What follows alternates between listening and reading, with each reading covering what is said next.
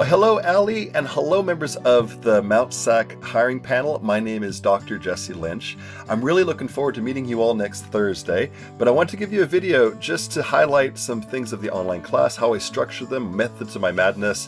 What I'm going to show you are a little bit of two different classes, a U.S. history class and a world history class. It's very similar to your History 3 and 7, I believe, but please, I want to be clear, I'm happy to teach anything. Anything I'll do for you will be from scratch anyway. So happy to revamp and look at classes I've taught in the past that maybe I haven't done it online for a while, but I've taught in person, other parts of world history, Western Civ, US history, California history, history of Islam, whatever might be needed along the way. Happy to create those. I wanted to show in the email you got, we'll have some attachments for past syllabi, class schedules, some links for liquid syllabi that I'm revamping, but you'll get an idea of what that looks like. It's missing some key sections for that, but that's being redone right now. And also, I'm a big fan of OER material. I think that's essential now. And I've been a part of the World History Project, oerproject.com. Building that from the ground up back in 2019, made a lot of material for them, do some videos for them, and also mainly have created the curriculum with their material for community colleges across the country. So it's a material largely used for AP history across high schools across this country, but I've created working with them and what some changes and some additions to create a very strong OER community college curriculum. So that's in there, and that's to be used. There's some links to their stuff, but that's something I use for my world history. As far as US history and other classes, I pull from a lot of different OER materials, but I put them right into the class. I don't believe in sort of moving students away from the class. I try to have it all built in, moving away from PDFs and having it directly in the pages. Any links of websites directly embedded in the page to keep the students in the flow of the class. So just wanted to highlight that and show you a few things before our meeting next Thursday. So to begin, this world history class is very similar to Mount SAC's History 3. This world history class of 1500, but it's all my history classes I try to have set up the same. I have the home page, and I change the home page every week. There's a video. This one, particularly for week 1, is welcoming to the class. It's an overview of what the class is, taking away the bit of anxiety, where to go from here, that sort of thing. I try to make sure, I know students tend to work off the dashboard and they get in the habit of just going straight to the assignments that pop up on the dashboard. So I put on the to-do lists things like this home page, so they'll click on that and take them here. And then they'll go to the module page, they'll click on the announcements.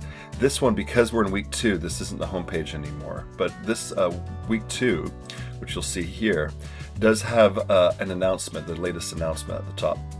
I use the announcements quite regularly to keep students engaged with the material.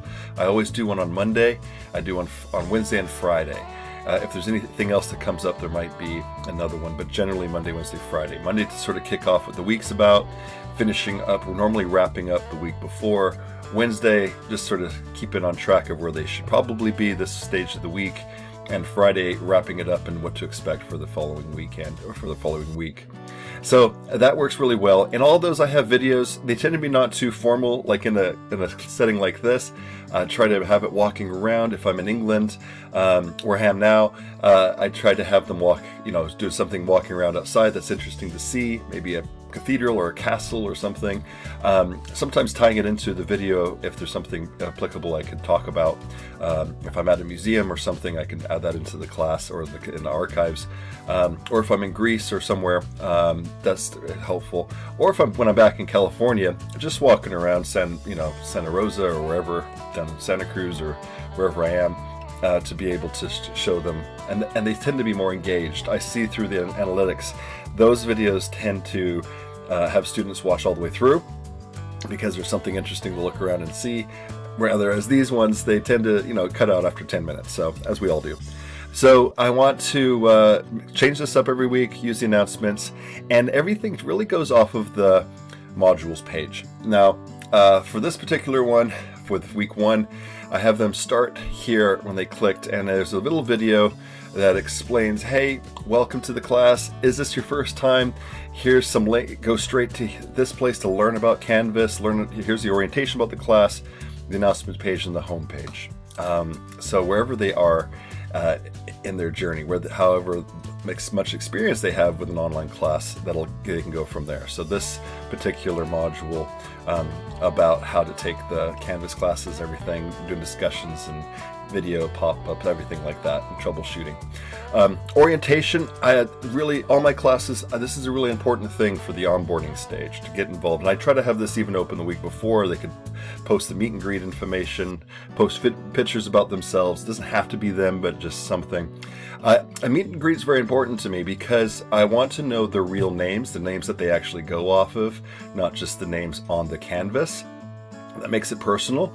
I also do a running Excel sheet for each of my classes, so I can put their actual name that they go by, and also something interesting about them, whether if they're still in high school, or if it's the first time after 20 years, or if they have 3 kids, or 20 cats, whatever the situation. So I know a little bit about them. So if they email me, I could have a little follow-up, something they mentioned, maybe their granddaughter's birthday, or they have a big game and coming up, whatever, so I can keep that in mind, and their real name.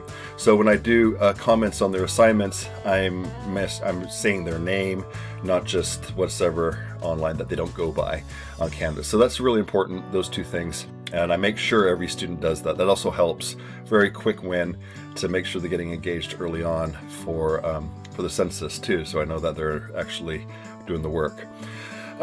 As I go through week 1, I always have something that ties into, like, why doing history, what's the importance, history stories, the TED Talks, Dangers of a Single Story narrative is always very useful, very impactful. Bringing that all together to understanding why we do history. Students tend to really like this one. I always have a wrap up to see what they get out of things. And then for world history, starting with Neolithic, Paleolithic societies, but the big question is, breaking down the stereotypes of the caveman. And so there's a lot of things of what stereotype do we have of the caveman. Later at the end of the class, what's the stereotypes of Islam that people see in the news, those sort of things, and then break it down throughout the class that particular week, or for week 1, looking at Paleolithic, Neolithic societies and where that sort of image changes the stereotype. And same with something like Islam, something like a lot of different things, the Middle Ages, different things like that, to break down stereotypes. So again, to go back to the narratives. I do a lot of surveys. Early in the classes, I do surveys with their names, so I can follow up with them directly if I need to. And I also do surveys with their name attached to it at the end, so that it's really helpful. If there's anything to follow up with, how things went, if there's any big concerns. And I use the final survey sort of if they have any advice to students starting the class. And I put good ones from that, or unique ones, into the orientation. So there's a page on my orientation of helpful hints for class success from past students right here. And that's great because students can see exactly what past students have said. I also put, do you want your name attached to this for that page? So if they want their name, they can have their name on there, but otherwise it's just anonymous. But it's very useful, and students coming into the class can see what past students have thought and what they've learned and what they wish they have done. So it's pretty good. But I do also a lot of anonymous surveys halfway through and a little bit further, almost to the end, just so to really see how they're doing, if there's anything that they don't want to say, but maybe they don't want their name attached to it, thinking it'll affect their grade for some reason. So surveys are really important, and I do change up accordingly if surveys show major changes need to happen. One thing so after spring break for this class is I'll do essay. The essay, I have an essay section. I do this with all my history classes. It tends to be a little way to fight AI. So I have 3 different prompts they could choose. All the materials there's videos there of what the assignment is, there's material, there's articles, there's information, and there's a discussion. The discussion is for people doing that particular prompt, so they can interact with each other. The materials there with page numbers and how to cite that particular way, a certain way. and they could use material from in the class. And I have OER material built in. This OER material I've been a part of, you'll see that in the email.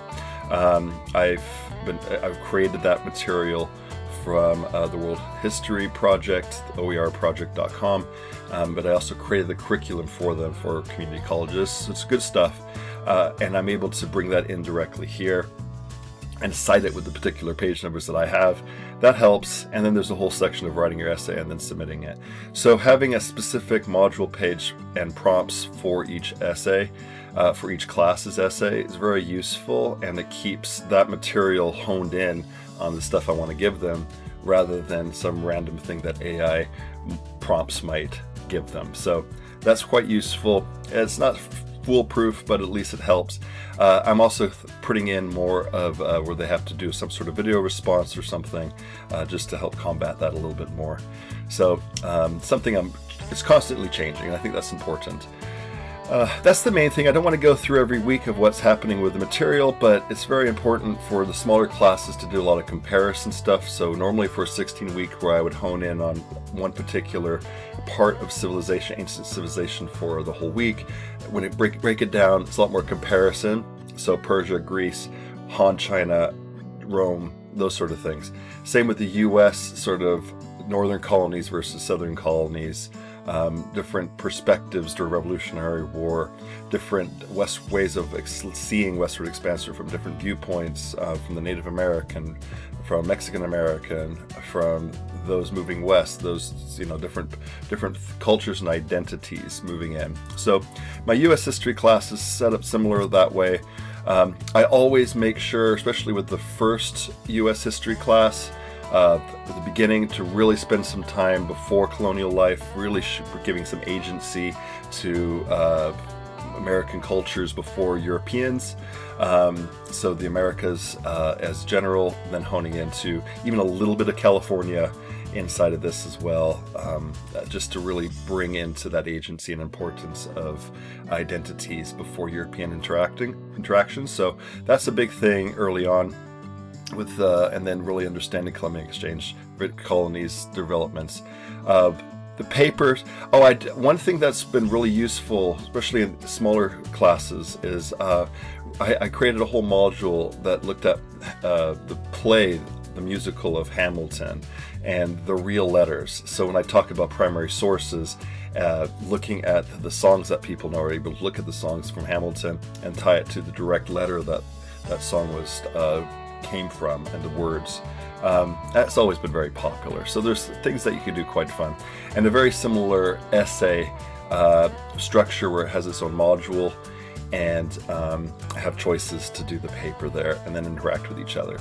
So every week in all the classes, changing up the homepage, having a specific video. So this one doesn't have one because this is a class I'm developing for the summer, so I'll do a new video for every time, just to sort of shout out to certain students who have said something, make it personal for each class. And then there's always links from the stuff before they get started. And when they click on the get started, that will take them to that particular next week. So this is just an overview. I just wanted to show how the classes are set, utilizing a lot of videos, utilizing not a lot of discussions for each week, also small brainstorming discussions after small lectures.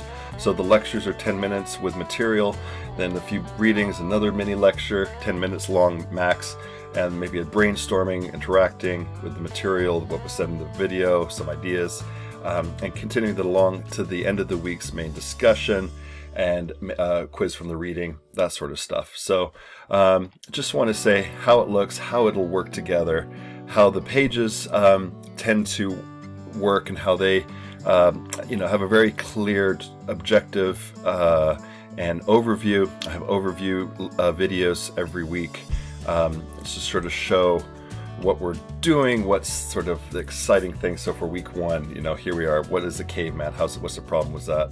At the end of this module, this is what it'll be. This is how it'll look like. So every week has that sort of feel and vibe to it, and it tends to have a good flow. I don't have anything links to leave away from the Canvas page.